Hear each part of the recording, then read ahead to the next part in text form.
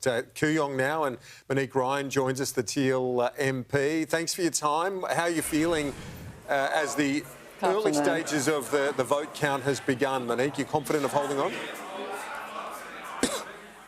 No, look, I'm not at all confident feeling. It's going to be very close in Kooyong, I think. It's going to be close in so many electorates around the country. I'm really not sure what's going to happen tonight. It's been a pretty hard-fought campaign, and I'm hoping that I've done enough for the electorate and demonstrated enough effectiveness in the last 3 years to be able to hold the seat of Kooyong, but we'll have to see, I think. There's been, obviously a lot that's happened in the 3 years, but obviously last time there was that Teal wave. Have you still got the same sense within your community that people are committed to those issues that you won on in the first place, or has the issue of cost of living overwhelmed a lot of that?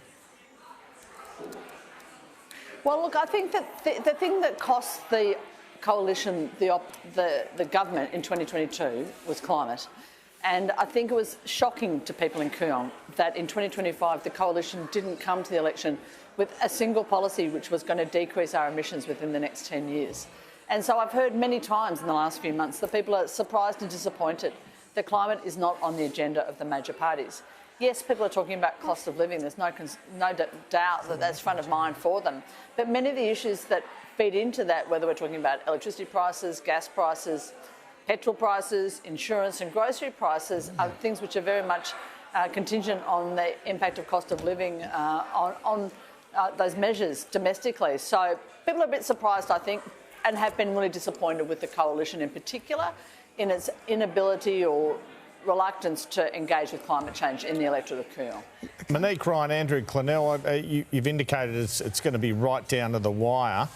Are you surprised, especially where the Liberals might end up tonight, that Josh Frydenberg didn't have another crack at Kooyong? Well, I think, Andrew, you probably have to talk to Josh Frydenberg about that. You know, it's an electorate which does look a bit different from 2022. Obviously, there's been a redistribution which changes its margins quite significantly, but I can't speak to the inner machinations of people in the Liberal Party. Monique Ryan, thank you for your time. We appreciate it. Early days, but we'll stay in touch. Thank you. Let's go live to Blaxland now in Sydney. Sky's Ross Greenwood is with Labor campaign spokesman Jason Clare. Ross. Yeah, indeed. You don't get much more heartland of Labor Party than this, Blaxland.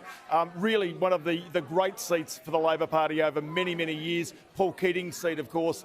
It's an important one. But look, even though it is quite clearly a Labor seat, the fact of the matter is that things such as cost of living are so important to people in this electorate. Jason Clare is with me, the sitting member, been here for quite a while, 2007. Jason, that's the big issue.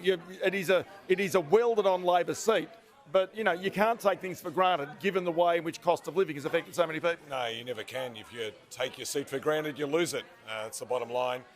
Cost of living is the biggest issue in every seat, I think, across the country. So is healthcare, so is education. I guess the unique part in my seat is the war in Gaza. The impact of that in my community is real and big, and I think we'll probably see that in the results tonight. It's interesting also, go to your education portfolio as the Education Minister. One of the key sort of messages and the promises from this, which has now been passed, is cutting 20% off HECS debts for student debt. And that's a key thing, again, for taking some pressure off families. Yeah, well, there's a lot of people with a HECS debt around the country, about 3 million Aussies. And in a lot of the seats that you'll focus on tonight, some of those battleground seats, we're talking 1 in 4, 1 in 5 people that voted today have a HECS debt. And so the promise to cut that debt by 20% is, I think, a big motivator for people to vote Labor today. We're talking, the average HECS debt's about 27 grand, so you're talking about cutting their debt by 5 grand or more. A lot of people I spoke to knew exactly how much HECS debt they had and were voting Labor because they wanted to see that debt cut. The other thing in this electorate in particular, but so many others around the country, is just skills and training. And of course, with a big migrant population in this electorate, having the skills, being able to be trained to do the jobs that are emerging, that's absolutely key. And that's where more places, more free places for TAFE have been so important. Yeah, a lot of people who want to get more skills but can't afford to get them, attracted to free TAFE. If you can have a free TAFE course, get the skills that you need, then it's going to make you more ready for work. And so that's why that's important. If I can put a quick plug in, the funding that we're putting into public schools to help more kids finish school is important too. We want more kids to finish school and then go to TAFE or uni or whatever's best for them. We had a plan at this election to improve education, build a better education system, and hopefully we see that play out in the ballot box today. And is it too early to call Blaxland or not? Yeah, it is actually. Yeah. You know, this is Paul Keating territory, but you know, we had a real battle on our hands today. This is the biggest and hardest fight I've ever had for this seat. So, fingers crossed, it all turns out okay. There you go.